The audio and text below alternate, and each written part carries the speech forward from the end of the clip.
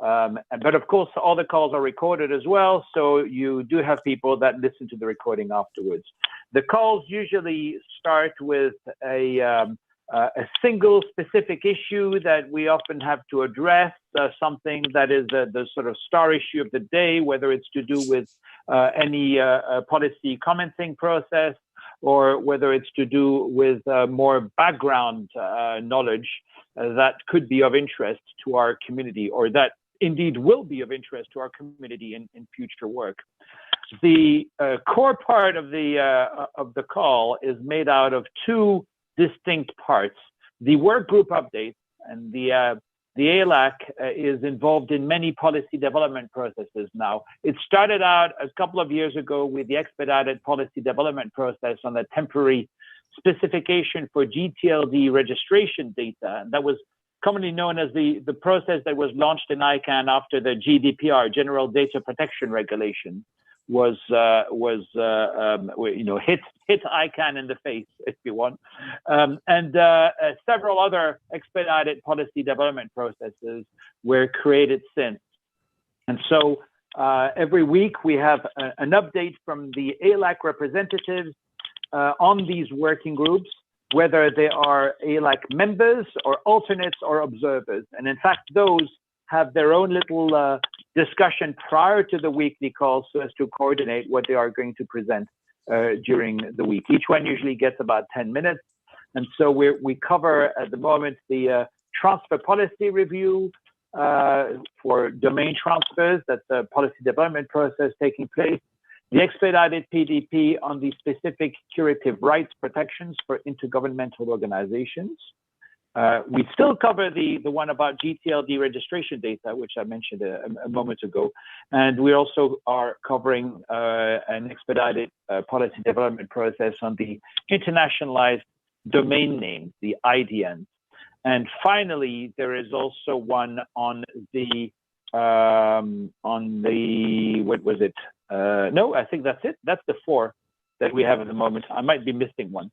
And then the second or third part of the call is looking at the policy comment updates. As you know, there is a steady stream of work that comes our way from the consultations that ICANN sends out there. And those consultations are, well, usually come out with some kind of a process to for the ALAC to comment on the consultation. And for those people that are not aware, the ALAC works in a consensus way. So it's pretty hard sometimes to find consensus and find some text that will please everyone in our community and align itself so as for the statement to come out and be sent over to the commenting process. But what's important is once we have found consensus and the ALAC votes on the statement, the weight of the at-large community through the ALAC statement is pretty strong, and is of course taken as not just one person commenting, but obviously a good process with a lot of people that have taken part. We've actually had some very good statements come out recently. I'll let maybe Jonathan go through some of them, but that's what I wanted to just mention on my side. And I'll pass the baton to Jonathan, who knows all the intricate details on these things. Thanks, Olivier. Jonathan Zook here for the record. And I just wanted to thank Olivier. It's the CPWG is as he said, a weekly call, and it's very well attended. And so it's become a kind of a hub of activity around the at-large engagement in policy. And so Sound stopped. We lost him. Muted, Jay-Z. I'm muted.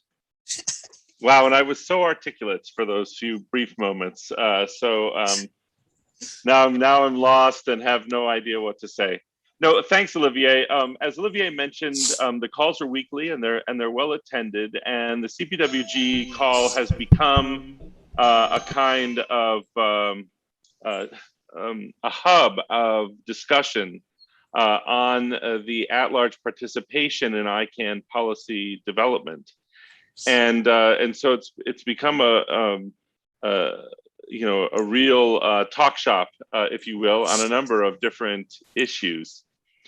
And so what I wanted to focus on, rather than the individual comments that Olivier mentioned, is sort of the process, because almost coincidentally, we've been working toward a process of iterative engagement and support of the volunteers that are engaged in policy development within ICANN.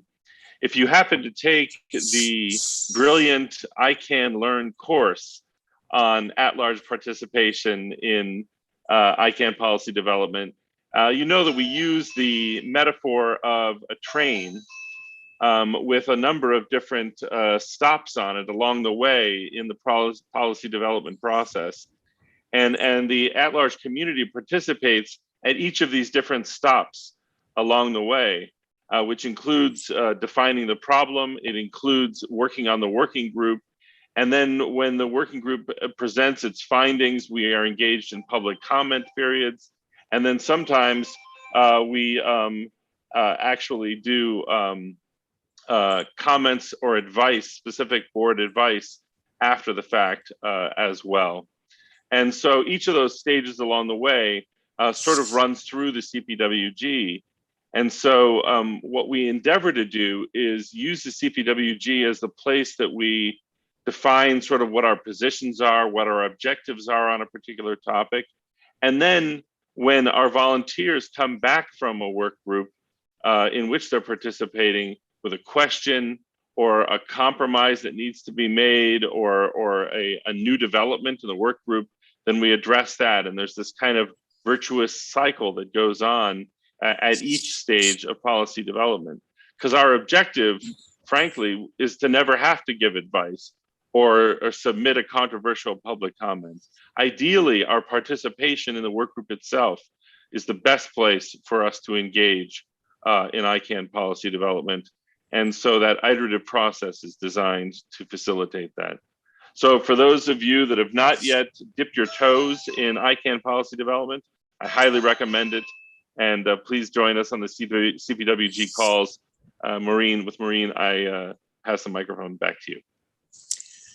Yes, Jonathan, I was actually just wondering if you might be able to let us know what you are proposing for 2022, because I know the end user survey is something that you might mention.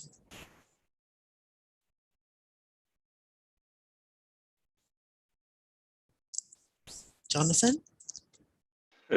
Sorry, my doorbell was ringing constantly throughout that entire presentation. So I thought I was done. I ran to get it. So please repeat your question. What's coming up for 2022? Yeah. I was thinking about the end user survey, for example. Oh, sure. There's a number of things that are coming up this year substantively that are critical. And perhaps the biggest topic for discussion is a possible new round of applications for top-level domains, such as the one we had in 2012. There's been a 5-year process of the Subsequent Procedures Working Group in which at-large volunteers participated. We've submitted comments, we've submitted advice, etc.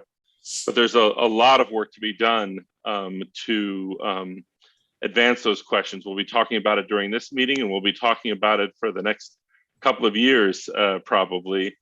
And one area where we applied for additional budget, out-of-budget money, is on a survey that of individual end users, because it's the job of the at-large community to represent the interests of individual end users, when in reality, everyone involved is a slightly more sophisticated than average end user. And so the question becomes, is there a way to speak to those that are not actively involved in these processes and gain an understanding of what their challenges and priorities might be?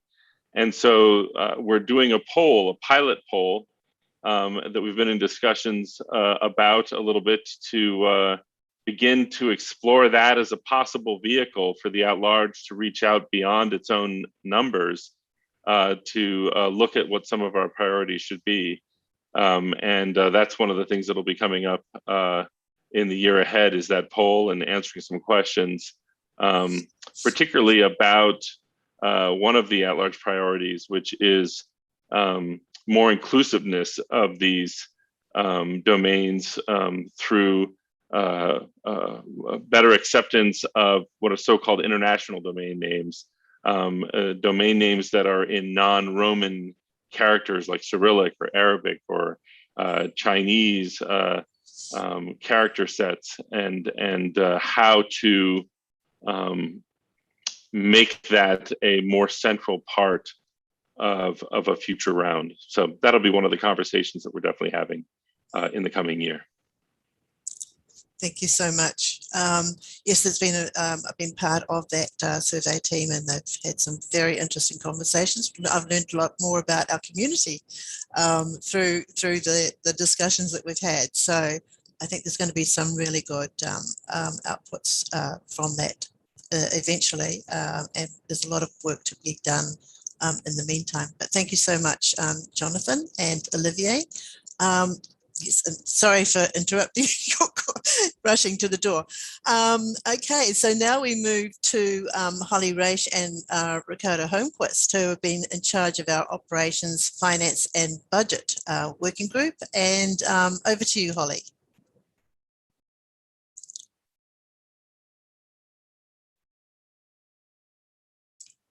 Or Ricardo.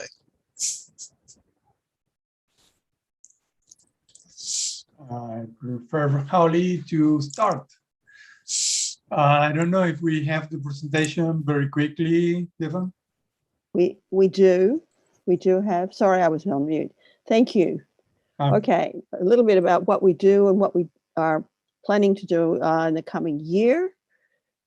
We are the Operations, Finance and Budget Working Group. It's just a subgroup of a larger finance and budget group. Next slide, please. Okay, what we do. We actually do 4 things, not just one. Some people may associate us with just finance, but actually we operations and finance, which is 2 things really, or 4. First of all, and perhaps most importantly, we do coordinate input into the annual budget requests, which many of you are very familiar with. They're the things that we ask for additional money for to achieve our objectives. Clearly, things like the survey, other things are the kinds of things that might go there, but eventually things that will go into the budget. It's the task of, as I talked about, the finance budget subcommittee, which we're a part of. And it's formed by an EDAC member and other RALOs as an oversight. So we are part of, or a subgroup of that. We draft statements, and we have here the budget process. But let me talk about the really 2 budgets. There's first the PTI IANA budget, and that's the phase we're in now. I'm sure most of you remember the transition where we actually now have the contractual relationship with the PTI. They develop an operating plan and budget every year. That process actually is usually open for public comment around September, October, as it is now. And we have input into that. Then there is the IANA operating budget, plan and budget, which will be coming up starting in November. And then the third part of what we do is the actual ABRs. So really for about 6 months of the year, we are tied up in developing, understanding the budgets or the budget requests, and developing plans and input into those processes. The other important thing, though, and this is what we had concentrated on in the earlier part of the, really, I'd say June, July, August, the operating initiatives. Now, these are the things, there are about 14 of them, that the initiatives that in the budgeting process, these are the things that the ICANN looks at to actually achieve its own strategic goals. And in the next few slides, we'll talk about them and how what we did as a working group was go through them and identify the ones that are of complete relevance to ALAC. And we do have input there into the initiatives and to the strategic plans. That process really starts after we've done the ABR. So in fact, we have a fairly full year in what we do in terms of contributing not only to the budgets, but also to the operating initiatives and plan. We have been fortunate this year to have a great deal of input from the ICANN planning team to understand better how they plan and how we can contribute to that plan. Next slide, please.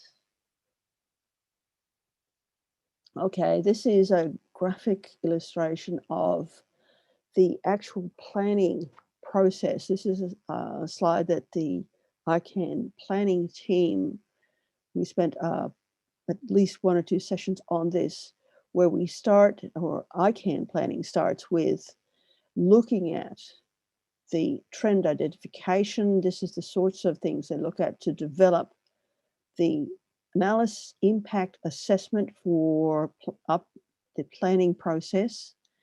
And at this point, we start to discuss with them some of their, what does the operating initiatives start to look like? What projects now, when we talk about planning, we're not talking about, and inputting into the budget process, we're not talking about the budget in terms of the ongoing costs that they incur, things like travel costs or salary costs. But once those have been paid, what are they spending money on to achieve their goals? And this is where we look specifically at about, well, we'll talk about the ones that we identified, the things that are of relevance to us and how we can contribute to those initiatives and then goals. So we start to look at, during this is the April to July, start to look at the initiatives and how they relate to the budgeting process and achievement of the goals. Starting July, November, we start with the PTI IANA budget, and this is where we are now. In fact, the IANA budget, which Ricardo will talk about, as well as the ICANN budget, has been released for comment. The comments are due on the 24th. We've already had one meeting and we've had a briefing from the chair of PTI in terms of what they're doing and how we can contribute to that budget. Our next meetings starting in November will be about the much larger ICANN budget. And we will be seeking comment from the working group and everyone else on how the operating initiatives that we have identified as important to us might be financed. And then again, finally, December to February is the ABRs. So you can see we've got a full schedule, not only commenting on budgets, but operating initiatives to achieve our aims, our specific aims. Next slide, please. May I have? Okay, so that's what we do. We contribute to the planning, most particularly the operating initiatives that we find important for ourselves, for ICANN, for the achievement of ALAC goals. That's primarily sort of the April, May, June, July. So starting in August, we're looking at the IANA and PTI operating budget plan. And after that, coming up in November, will be the ICANN operating plan and budget. So those are the sorts of those, our year is pretty much divided in three in the sorts of things that we discuss. And we're very grateful for the sort of input we have had from ICANN staff in terms of assisting us in dealing with and understanding at least those three main elements. Okay, next slide, please. In the strategic plan, and remember, this is what we look at starting after we've done the ABRs, to look at the operating initiatives. There are 15 of them. What we did in the earlier part of this year, which was, I think, in July, we took a poll amongst ourselves to say which are the ones that are most relevant to ALAC, the things that we think we need to understand better, to contribute to for the work that we do. So from the 15, we identified the top 5 for us. First of all, the multi-stakeholder model. I think everybody would understand that is absolutely top priority to the facilitating the diverse and inclusive participation. So for example, Jonathan talked about a survey, how to better understand the perspectives of our community, the sorts of initiatives that will contribute to the way that we contribute to ICANN. And we have had a presentation from Marita Moll, thank you Marita, a very good one, on what that might mean for us. To strengthen ICANN's decision-making process is obviously the second thing. And again, this is one of the sorts of things that we as ALAC believe will assist us in contributing to that process. Universal acceptance. Now, this is as a subset of universal acceptance is the internationalized domains names, which Jonathan just referred to. These are the domain names in not the ASCII script, but in the other linguistic scripts, which mean that our communities from different language speaking areas will have the ability to have domain names in their own scripts.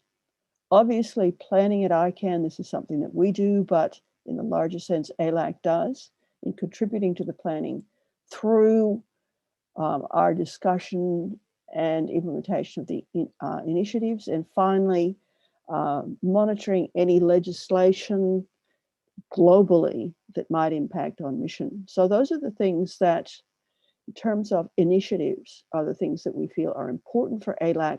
And therefore, when it comes to responding to budget requests, these are the things that we look at and how we can do that.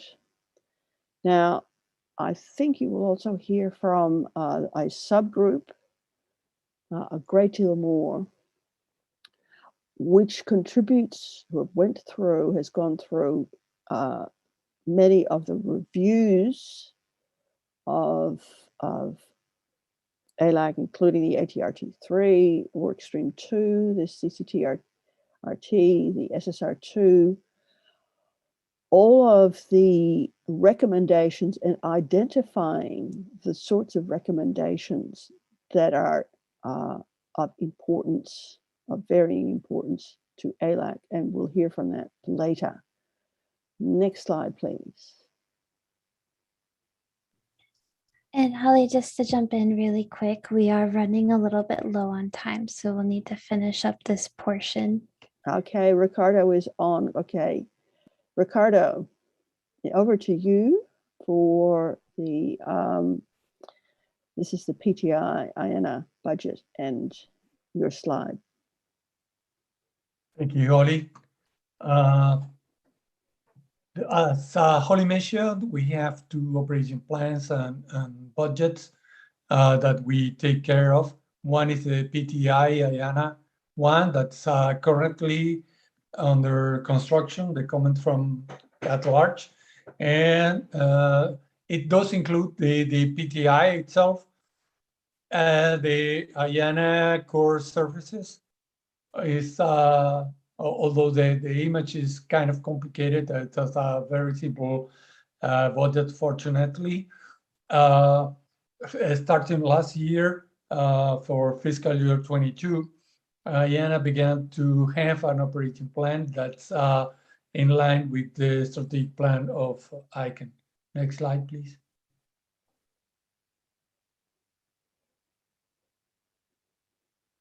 ICANN operating plan and budget.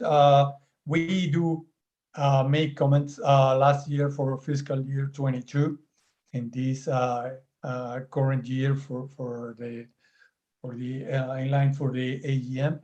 Now we're about to do the same for fiscal year 23.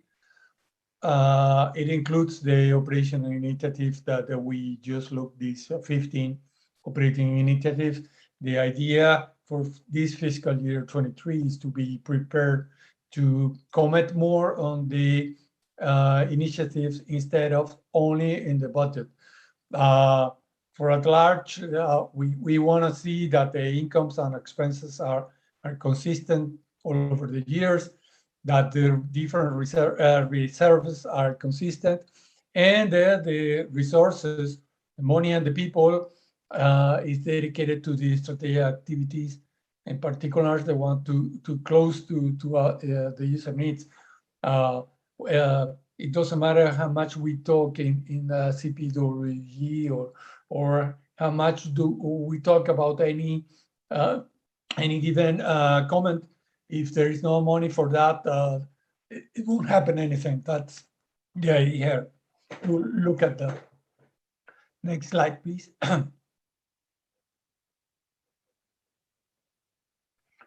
And that's all from our side. Thank you. Sorry. Thank you so much, Holly and Ricardo. It's actually sort of like getting to be quite a technical little team in there, but they have had some really great input from the ICANN finance team, and they've got a busy year ahead. Okay, so now we move to the outreach and engagement team with Daniel. And I've included Hadia because she also has some good input into this particular section of our work. So over to you, Daniel. Thank you very much, Daniel, for the report. I also want to welcome everyone from the pandemic moment, as we are still in transition and adopting to the new normal. There is a lot of things that have been going on in reference to outreach and engagement. There are a lot of changes that are taking place, and I would like to share that outreach and engagement has various sects or sections. There is the outreach component, and then there is the engagement component. But if we go deep into each of those, we have been constantly sharing, communicating, and engaging with people in various sects. But going further, there is the element of capacity building. During the pandemic, it has redefined the way we have been conducting our capacity building and building the knowledge base around ICANN. So I'll just simply invite Hadia to be able to tell us about the capacity building webinars and how they have been able to evolve through the pandemic times. Hadia? Thank you so much, Daniel. Thank you, Maureen and all. This is Hadia for the record. So the At-Large Capacity Building Working Group has been organizing a series of webinars throughout the year. We started the year in February with 2 webinars in February. The first was social media best practices, and the speakers were Alexandra Dance. Alexandra is communications director for Latin America and the Caribbean at ICANN. And the second speaker was Liliane Yvette Deluc. Liliane is a regional leader and a member of the social media working group and the outreach and engagement subcommittee. The second webinar was on the 15th of February, and that the speaker was Jonathan Zook, ALAC Vice Chair for Policy. Jonathan talked to us about creating, or showed us how to create promotional videos in PowerPoint. And then in March, we also had Jonathan with giving better online presentations, forming old habits in the new reality. And then in April, we had Melissa Allgood. Melissa is a conflict resolution specialist at ICANN Policy Department. Melissa talked to us about the consensus playbook, focusing on at-large. The webinar included breakout sessions, and it was really interactive. In May, we had Jonathan again with creating videos with a PowerPoint. And in July, we had Melissa back with at-large facilitation skills. And this also included breakout sessions. In July, we had a parallel webinar on IDNs, advancing the internationalized domain names agenda for a more inclusive internet. The speakers were Emily Taylor, Sarmad Hussain, and Justine Chu. And then in line, we have two webinars. One is actually a series. It's a DNS Abuse Users Education Program. And Joanna and myself will be coordinating this. So it is one webinar set by At-Large, followed by a series of webinars conducted by each RELO. This is the idea behind this education program. And then we also have in line a webinar with Sandra Hofrichter. And the webinar is about intercultural at-large.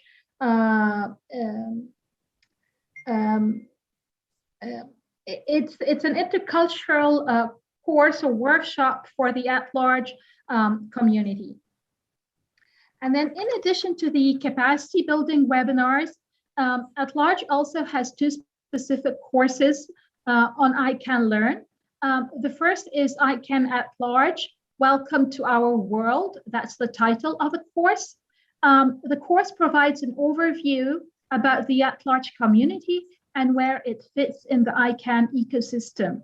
The course covers the history of the At-Large community, the purpose of At-Large and the 15 ALAC members, as well as how to start participating. A prerequisite for this course is ICANN Policy Development Fundamentals. And then the second specific At-Large course on ICANN Learn is 506, ICANN Policy Development, a guide for At-Large participants. This course builds upon the policy development fundamentals and ICANN At-Large Welcome to Our World courses. It presents a deeper dive into how the At-Large Advisory Committee develops policy advice and forms policy positions, as well as the various opportunities the At-Large community enjoys to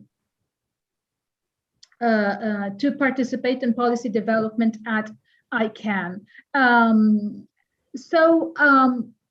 Please, if you would like to be part of At-Large, start with these webinars. They are, as I mentioned, on ICANN Learn. Also, you're all welcome always to our webinars, and we look forward to your suggestions and input. Thank you. Thank you, Hadia.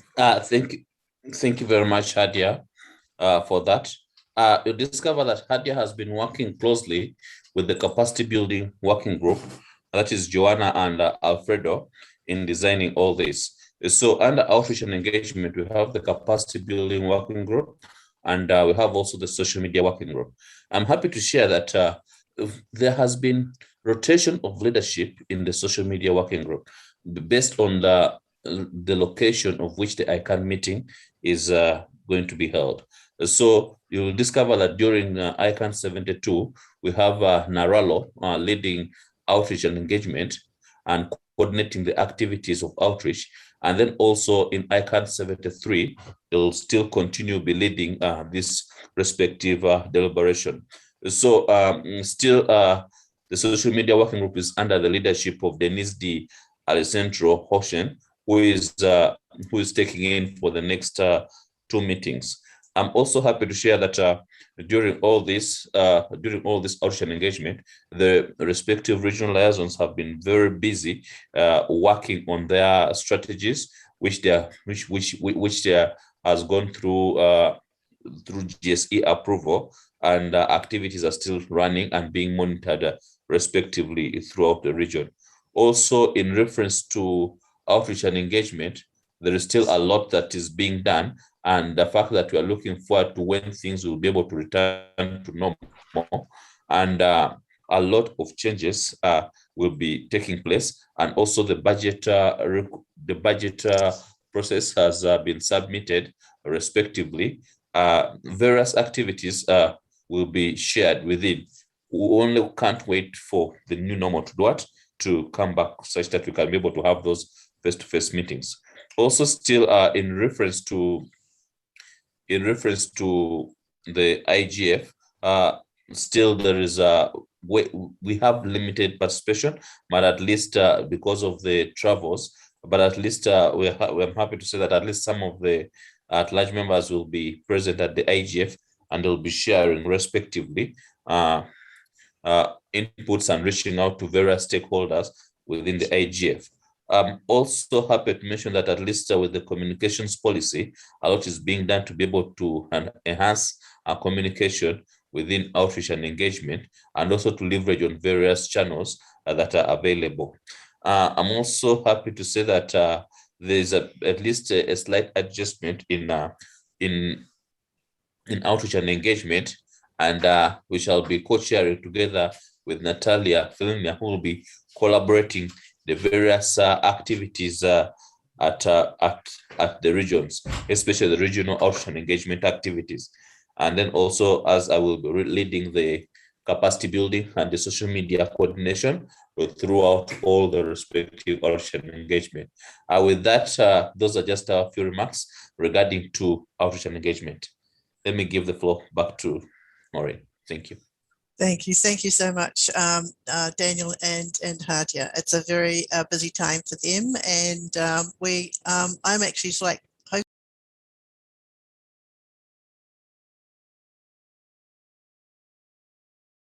get into a working group that you might be encouraged to sort of attend one of those work group sessions and get involved in the activities that are involved that sort of they incorporate into their work. There's a lot to do, and that's our job. Okay, so can I have the next slide, please?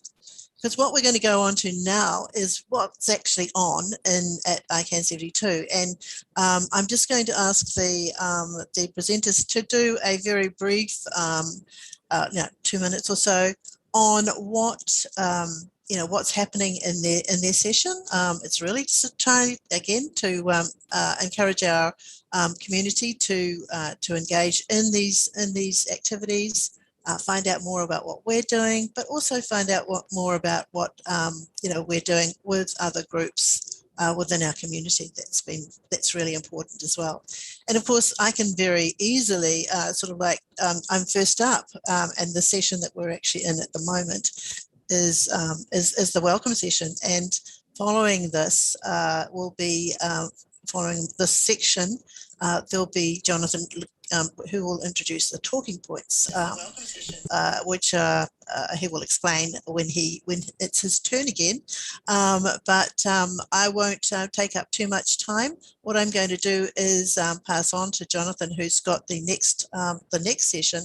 And I would like to, just to save a bit of time, if each speaker could introduce the next speaker, that would just save it, the toing and froing back to me. But passing on to you, Jonathan, about closed generics. Thanks, Maureen. I'm back again, Jonathan Zook here, ALAC co-vice chair for policy development. One of the things that happened with the 5-year-long subsequent procedures working group is that some things made it out of the group in somewhat unresolved form.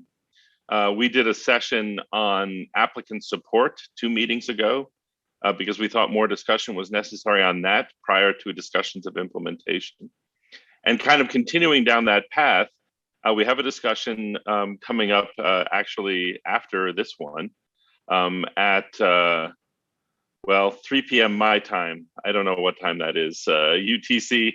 Someone will put it in the chat on closed generics. And closed generics are a type of application that appeared during the previous round in 2012 for a string that's like an everyday word. So an example might be .insurance or .book, but they were applied for by applicants who wished to totally control them. And so there was a lot of pushback against them, including from the ALAC, on the notion that a single company should control .jewelry or .book, etc. And at the time, the board put a temporary ban on them and then put it back to the community to decide what their fate should be in a subsequent round. And unfortunately, the output of the subsequent procedures working group was no consensus. So it's sort of being dropped back in the board's lap again to decide what the fate of these so-called closed generic applications should be. And so as the convener of many conversations and guardians of process, the At-Large are holding a session coming up on closed generics, where we discuss what some of the scenarios are that the board might consider when talking about closed generics, whether they should be just allowed on an unrestricted way, whether they should be prohibited altogether, or whether, as the GAC suggested in 2012, there should be some sort of a public interest exception to a prohibition. And so we're going to have people from both sides, and also a little experiment in audience interaction. So I hope a lot of you come to the session, because we're going to have a second screen experience in which you'll be able to kind of vote as you're listening to people speak to kind of move consensus one way or another on a particular topic. Rather than an outright poll, this is more similar to the humming that the IETF does. So I hope that you'll join for this experiment in audience participation at the next session. Thanks, Maureen, for the opportunity to present. And with that, I will pass the microphone to my co-vice chair of the ALAC and the organizer of the DNS Abuse session, Joanna Kuleska. Dzień dobry. Dzień dobry. Thank you very much, Jonathan. Thank you for this lovely introduction. 2 minutes, said Maureen. I'll try to stick to that one.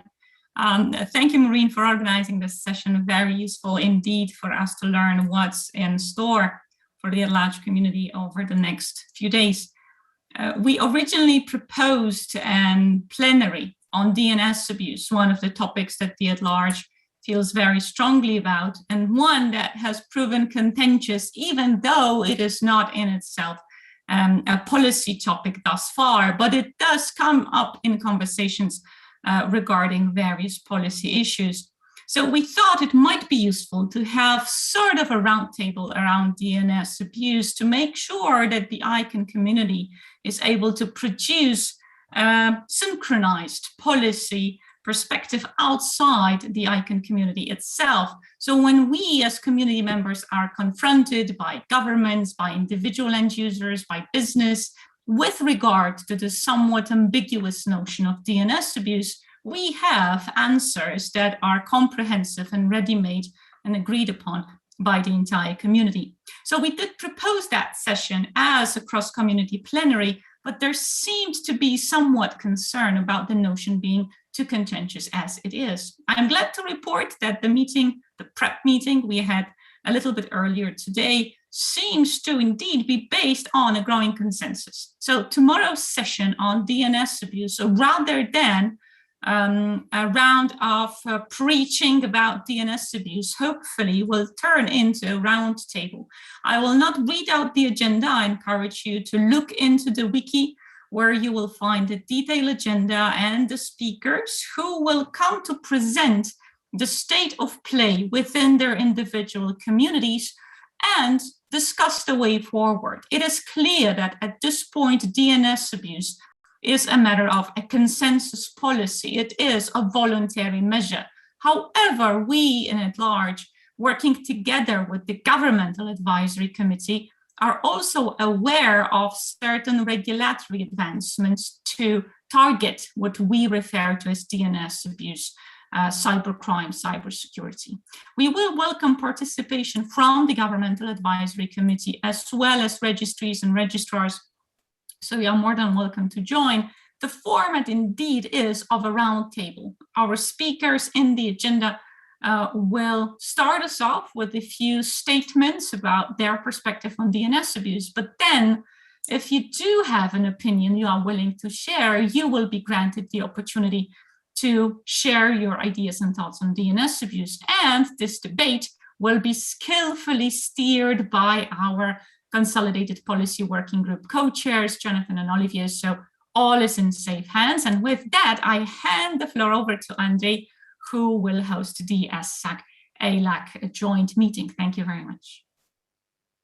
Благодарю, Joanna. Andrei Kolesnikov is here with you speaking. I will be talking shortly about tomorrow's session, which is during At-Large week. I'm really happy to say that joint meetings between ALAC and ASAC is back on track. And tomorrow we'll have a pleasure to listen and discuss two documents, in particular ASAC 118, which is a document of recommendations regarding to EPDP phase 2. And Tara Wall and Steve Crocker will be speakers. And also the second document will be ASAC 119. And we'll talk about the GNSO transfer policy review, and it will be presented Steve Crocker. However, as we always do, I think that the beginning of the meeting will start with a traditional ASAC activities update, which will cover a couple of other things. It will be introduced by Rod, I think. And so you are welcome for tomorrow's session. It's always cool, it's always interesting, it's always a lot of questions regarding the documents and recent publications. And also there'll be a chance for the questions and answers, of course. And it's a little bit outside of the ICANN meeting core timing. However, I think it will be much more convenient because it will save people a lot of time. And according to the logistics, I think it will be much more appropriate to run it before the ICANN meeting. Also, I should say that there's still a lot of activities in ASAC, and I believe my colleagues will share it with my At-Large community. So you are welcome. And also, I hope that the links to the Zoom will be posted timely, because I haven't seen it yet, and I think it must be distributed among At-Large and ASAC communities. Thank you very much. And with this, I will give the microphone to Sebastian Bachelet, talking about ICANN accountability, the never-ending story. Thank you. Спасибо большое, Андрей. like the other policy session, it was a proposal for the plenary session, and here, even if it's not included as a plenary, we aim to try to have a voice of each and every SOACs, HG, RALOs, and we get at least we almost everyone. Therefore, it will start with its ICANN accountability and transparency and the reviews, and it will be in two parts. The first one will be a 3-minute talk from different participants or speakers, and the second part will be a discussion with the participant and with the speakers. We will start with a 6 minutes video explaining what was the AT33 recommendation, the board action, and where we are. And then we will start with two co-chair of AT33, starting with Sharon Langdenor. And then we will go to two board members, including Leon Sanchez and the CFO VP of planning, I guess it's his title, and then one representative for a lot of SOAC HG. And we will end this part. It will take 1 hour and go to the after half an hour of rest. We will go to the second part with an introduction and then exchange with the participant. And we will have the conclusion by Joran Marby, ICANN President and CEO. You have to register for this session. Please do it. And it will be, I guess, like the other, in English, French, Spanish, and Russian with interpretation. And I hope that we will have people participating from other parts of At-Large. And the goal really is to try to have the inputs of each and every. As you remember, maybe that some 2 months ago, Steve Del Bianco from the business constituency came to us and asking where and what to do about this holistic review proposed by AT33, and it's why we set up this session. Hope it will go well, and hope you will be with us. Thank you very much. And I give the floor to who is next. I guess it's Eduardo. Please take the floor.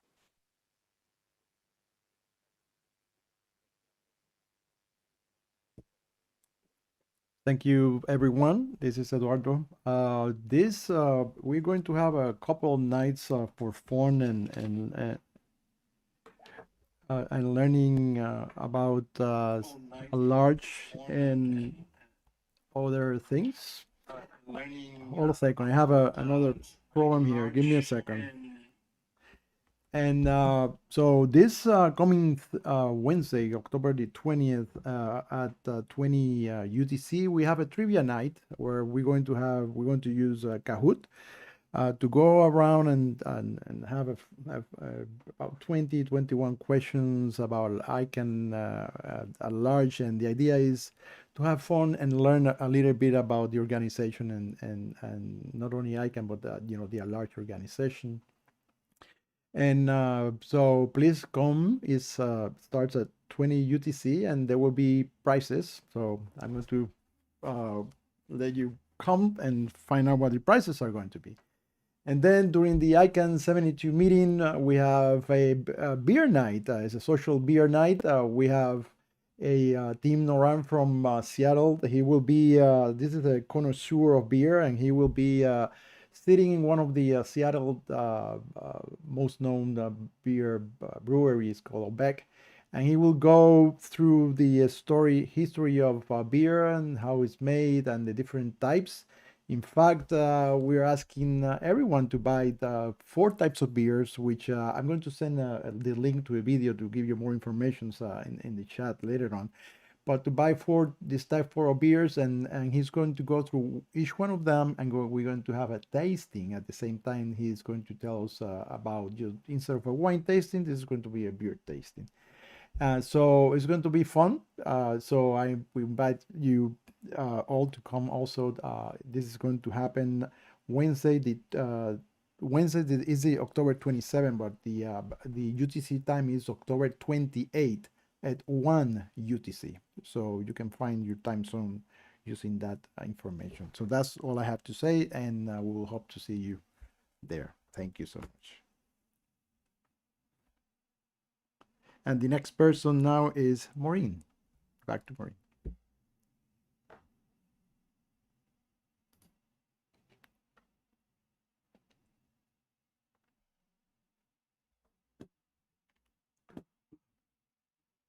Maureen, if you're speaking, you're muted.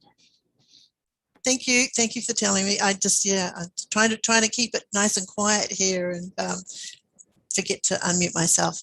But yes, thank you so much, Eduardo. And I'm just moving on to the ICANN meeting week itself. And of course, we're the first session that we've got of the ICANN meeting week is our ALAC and board meeting. And for that one, we're actually meeting with the board.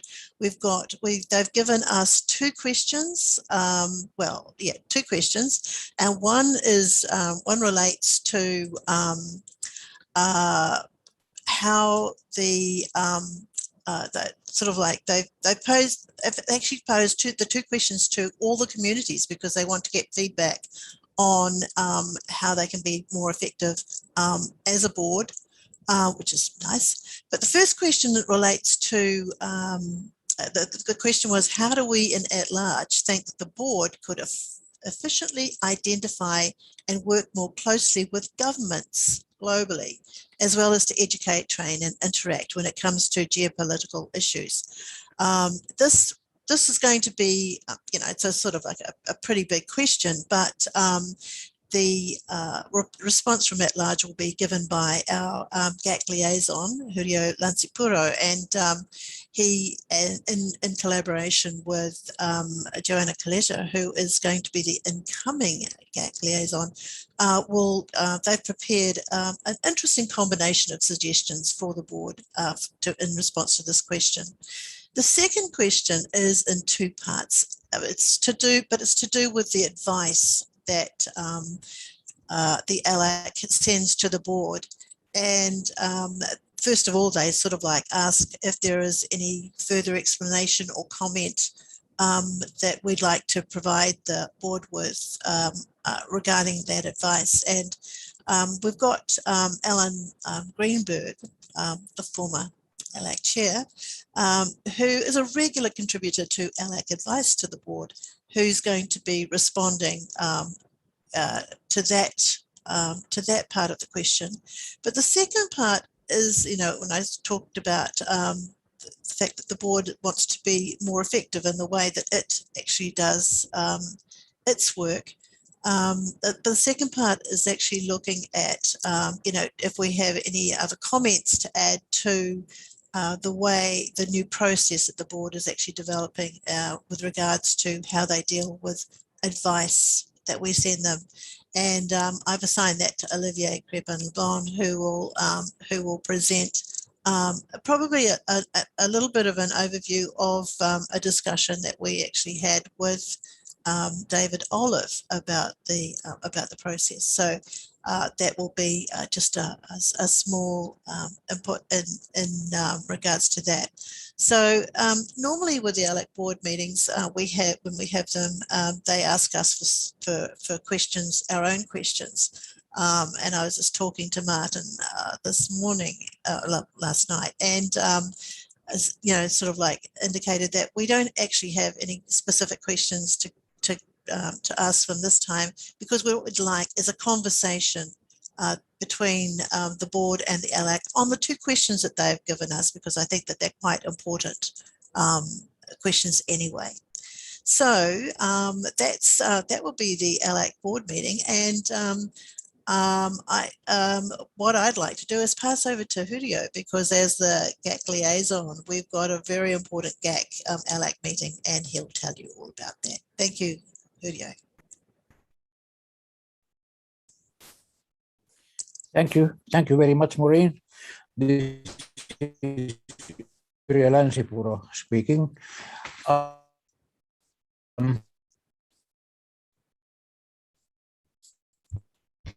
The meeting three topics. The first is ICANN and governments, which refers to what Maureen just said. The question that the board has posed to all SOs and ACs on and work closer with the governments of the world. So this item, we basically are comparing notes, comparing the approaches between the ALAC and the GAC here. The second item is DNS abuse and beyond.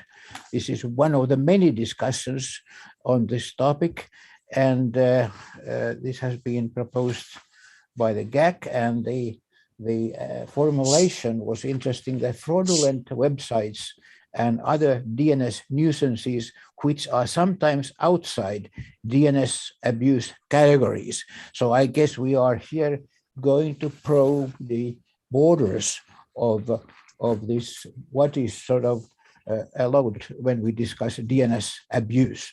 The third item is reflection on public interest processes when it comes to the PDPs that we have been mostly occupied these last years, that is to say SAP Pro and the ePDP on registration data. The idea is to reflect on what has happened and how we have managed to defend public interests in those processes. I stop here and I give the floor to Sean, please. All right, thank you, Yuri, Sean, for the record. Can you hear me? Okay, I see. Yeah, we can hear you. So yeah, as usual, Afralo will be holding Afro-ICANN meeting. It's usually, for the sake of those who are attending for the first time, it's usually a session which we hold at every ICANN meeting, where we have members of the Africa community within ICANN, and of course any other person who is within ICANN or outside joining us to discuss matters of importance to the Africa community within the scope of ICANN. The topic we'll be discussing this time around is on data security. Normally, before we have that particular session, we do have a couple of activities before that meeting. It includes holding webinars on the topic of discussion, and those are coordinated by Bram and Tijani. And of course, we also do call for drafting team, and of course, we eventually come up with a statement on the topic of discussion. This session will be holding 17:30 UTC on Tuesday, and of course, we would be having the usual guests joining us, such as the CEO, the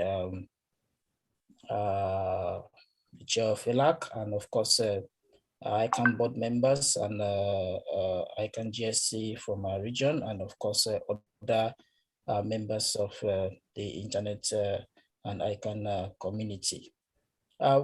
As is our practice, we do use the opportunity to also recognize some of the leaders from our region who are outgoing, and of course, those who will be incoming as well. We use that session to also kind of recognize them.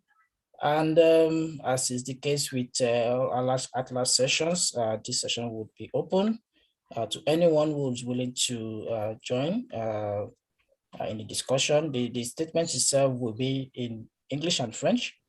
So if you would like to contribute to the development or the improvement of it, please, you're welcome. This time around, the statement will not just be addressed to the ICANN board. It will also contain sections that actually concerns the end users directly. So thank you very much. I hand it back to Maureen. Thank you. We'll give it to Judith. Judith, on the hybrid meetings? Yes. Hi, sorry. It's Judith Helsing for the record. So I am talking about the hybrid meeting, but Devin, you're trying to share a screen and we don't see anything. So if you could maybe stop sharing the screen, then that will be better. Thanks so much. Yeah, it was just spinning a wheel. So I'm going to be talking to you about the hybrid meetings, and what we decided to do is there was a long discussion about when this was going to be a hybrid or not. So we did, we put together, been a meetings team that's been meeting every week for the last couple of months to decide on the program. And what we have is we're going to spend a lot of time talking with 3 different groups. One is Sandra, who headed up Eurodig, and she's done a lot of work on different hybrid meetings and has some great experiences on that. There's Barbara, I can't pronounce, Provitse, from Center, and she's done some, will have just finished a hybrid meeting from her organization. And then there's Shangatai Masango from the IGF Secretariat.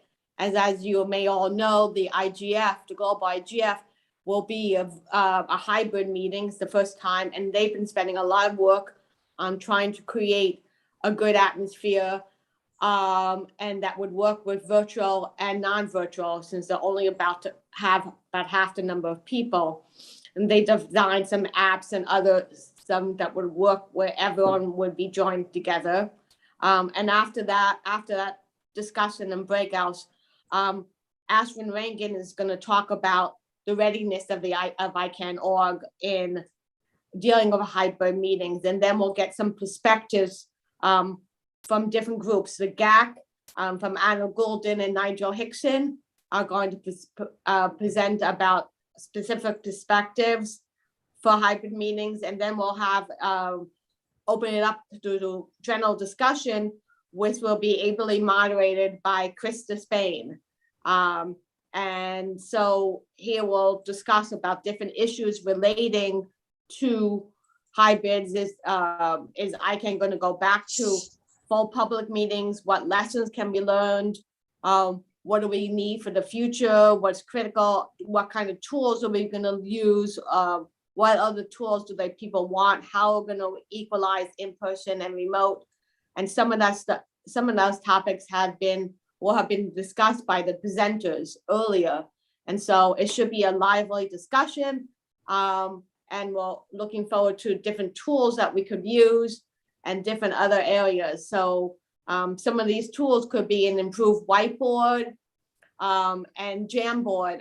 Several of the other SOs and ACs have been using these tools in their general meetings. And so we hopefully will integrate some of these tools into all of our working groups and meetings. So I'll hand it back over to Maureen. Thank you. Thank you, Judith. Glenn, did you want to mention anything more about the Naralo social event? I know that Eduardo did mention the one you were going to.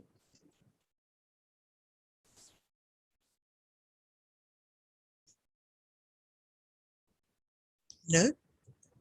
Okay. Okay. Great, because we're actually running really short of time, and Jonathan's actually not got that much time left for his talking points. But I just want to just 1 minute just mention that the last 2 events of our ICANN of our at-large ICANN72 at-large program is the leadership transition, which is going to be a short session where we actually say farewell to our departing leaders, but give an opportunity to welcome our new ones. And then this goes up. We've actually had to break them up into 2 sessions. We would normally have it as part of the wrap-up, but according to the program, we have to do that separately. And then, of course, we'll have the wrap-up where we will have the members of some members of the board, the board chair, the vice chair, and a new member of the ICANN board from the at-large community, or actually in several communities, but it's been very much important to ours, and that's Edmund Chong. So we'll do a debrief and have a discussion about sort of like what's happened at ICANN72, and looking forward to ICANN73 already, and of course 2022. So that's our wrap up, and thank you so much, everyone. I mean, I know it's been it's sort of like being a bit of a long haul, but it does give the community a really good idea of what's actually happening and how we can be, how the community can become involved. And I really do appreciate everybody's contributions to this session. And I'm going to give the last few minutes of this session over to Jonathan to talk about talking points, which are really important to us. And I'm so sorry that we've actually intruded into his time on this. Jonathan. Thanks, Maureen, and staff. If you could showcase my video, then people will be able to see the slides. Thanks. And so I won't go into huge detail on this, but just talk about them generally and sort of go through them quickly. I will hope that Evan or someone can post a link to them in the chat, because it will be something you'll want to read since we're going so quickly here. But just briefly, these talking points are just a sense of where the at-large has ended up on a number of policy-related issues that are likely to be discussed in the course of this meeting. So we've been doing this for some time, where we start the meeting off by kind of letting you know what the hot topics are going to be for the upcoming meeting, and what positions, if any, that we have developed on those, so that if you end up in a private discussion with somebody during a networking break or a one-on-one Zoom call that they facilitate now, or you find yourself wanting to raise your hand and intervene in a session, you have a sense of where we stand, and also some of the sessions in which those talking points might be useful. If we look at them, there's a number of different things we wanted to talk about. One is the future of ICANN meetings is the only surviving plenary for this session. And there's a number of talking points there, including the importance of the reimbursement program for folks that have slow internet connections and others. And this will go on being important in the context of hybrid meetings as well. So it's a good precedent that we'll want to carry forward. We're fans of the alternative streaming. The YouTube streaming of the important sessions means that folks with lower bandwidth have the capacity to follow along live. And in addition to YouTube, Eduardo does a stream onto Facebook, et cetera, so that there's alternative ways rather than the sort of relatively bandwidth heavy Zoom meeting. We like the fact that additional tools have been made available, such as Zoom breakout rooms, Google Jamboards, et cetera, but hope that there's greater use of machine language translation when interpreters are not available, and that other tools that are available are made use over time. We think that hybrid meetings present a risk, right, to create discrimination between those that can make it to meetings, those who can't. And so I think that's a session that we should all be participating in when that plenary happens, to brainstorm about how to improve on remote participation in a face-to-face meeting, whether it's with a big Megatron screen or something that shows the person that's participating, better audio, et cetera. But that's definitely going to be an important issue for the at-large going forward. So this session is this plenary. It's on Wednesday, the 27th of October next week. So please, please make a point to check out that session and participate in that brainstorming. Another issue that's a pretty constant discussion is the EPDP on GDPR compliance. We've advised the board to reject the SSAD recommendation. It seems like an overly bloated system for a fairly simple result. But we recommend the board accepting the phase 2A recommendations, which is to create a new field for natural versus legal entity. Even though we're not satisfied with the results of phase 2A, we don't want to forego the hard-won concessions that were made. Consumer protection remains the at-large priority in this context, and that's something to continue to bring up whenever it comes up. On DNS abuse, further DNS abuse mitigation prior to a new round, we feel strongly that whenever there's talk of doing more GTLDs, that's a great opportunity to really be pressing this issue. So we want more to happen before a new round. Ransomware, phishing, et cetera, are on the rise. This is a topic of great debate, but this is a problem that isn't going away. There's a lot that's being done now by the Contracted Party House and the DNS Abuse Institute that Maureen serves on, et cetera. But we want to keep the pressure on the contracted parties and ICANN contract compliance on DNS abuse. We're committed to individual end user education. Neralo and Uralo have done a lot to do education of individual users on the issue of DNS abuse, and we're going to continue to do more along those lines. There's plenty to accomplish with a strict definition. So we're, as on Joanna's session, we spent some time making sure that we weren't going to just have a rehash of what the definition of DNS abuse should be, because while that's an ongoing discussion, even accepting a fairly strict definition of DNS abuse, there's plenty that can be done. We're focused initially and primarily at this time on the registries and registrars with high percentages of abusive registrations. So it's the outliers, or what we sometimes call the bad actors, that we're more focused on than the folks that we have become friends with and see at these meetings 3 times a year.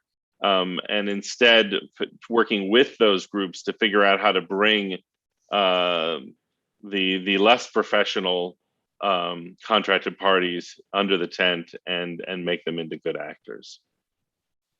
There's several sessions on this. There's Joanna's sessions we talked about.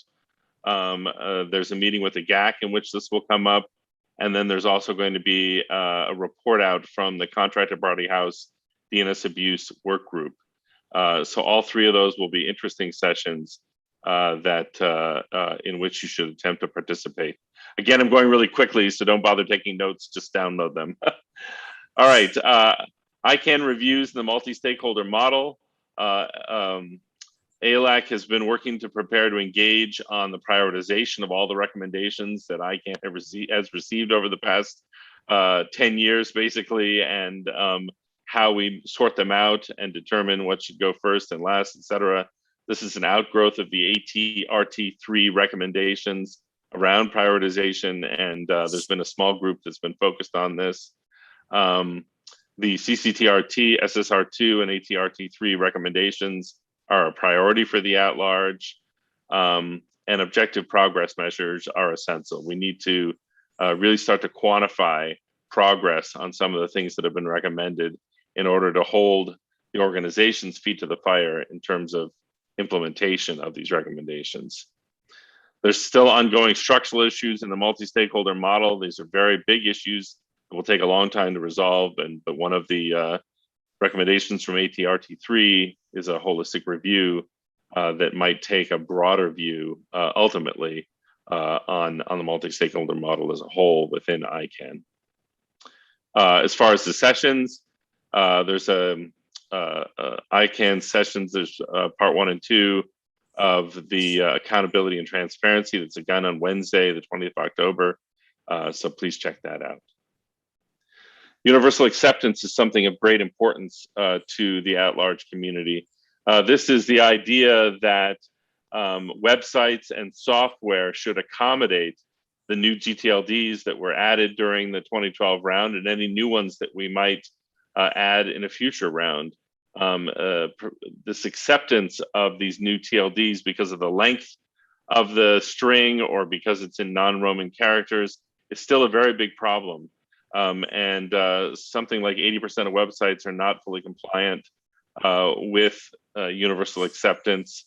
It undermines ICANN's credibility to just be releasing new TLDs out into the world that people are not then able to use because they're not accepted on websites or email programs. And so this continues to be very important for the at-large.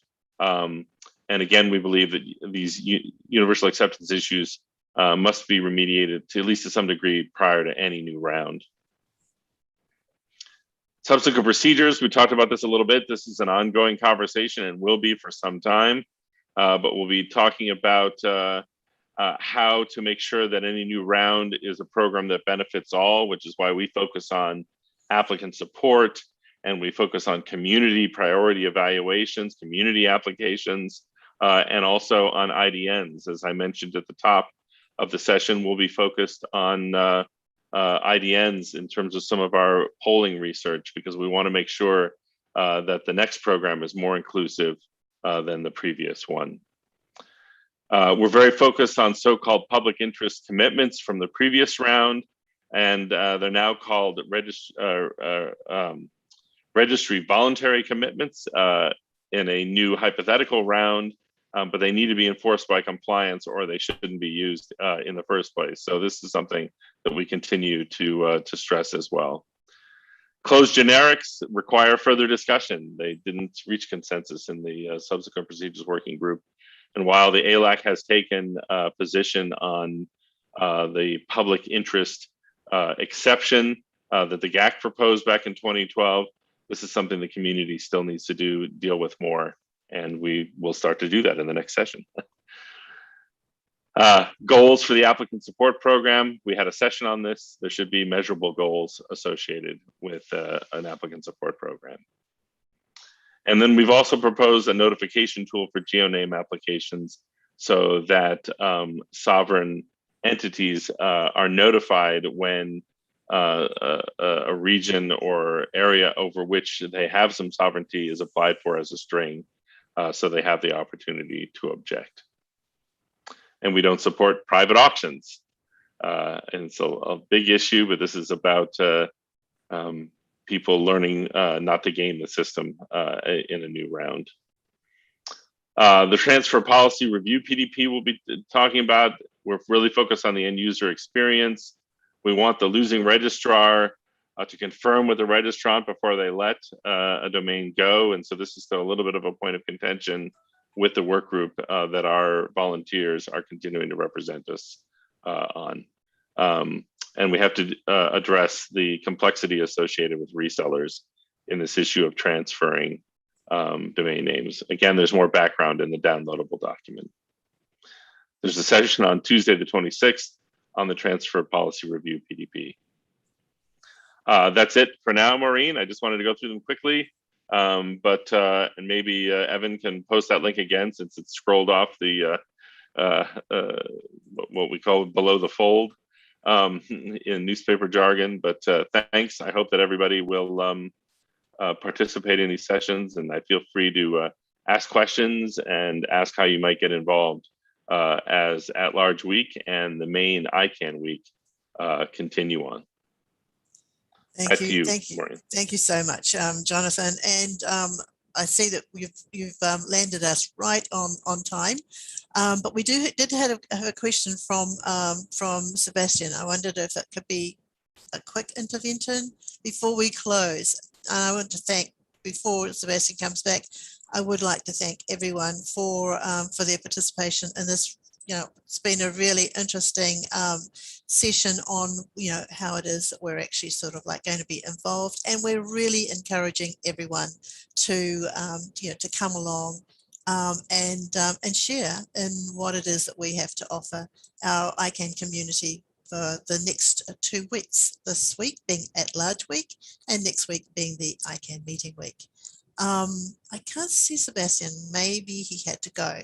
But No, I am here. Oh, okay. Thank you, I Sebastian. am Off sorry, you and go. I didn't want to have the last word. Sorry, Maureen, but I just wanted to say that don't forget 5 people Alex sent to the NUMCOM. NUMCOM was a very deep work and hard work, and you have even one departing leader of this nominating committee in your team. Thank you very much. Okay, remembered. Well, I've taken note of that. Thank you very much, and thank you everyone for your participation at the session. And I hope you enjoy the rest of the ICANN meeting. Thank you. Bye. Take care. This meeting is adjourned. Thank you all for joining.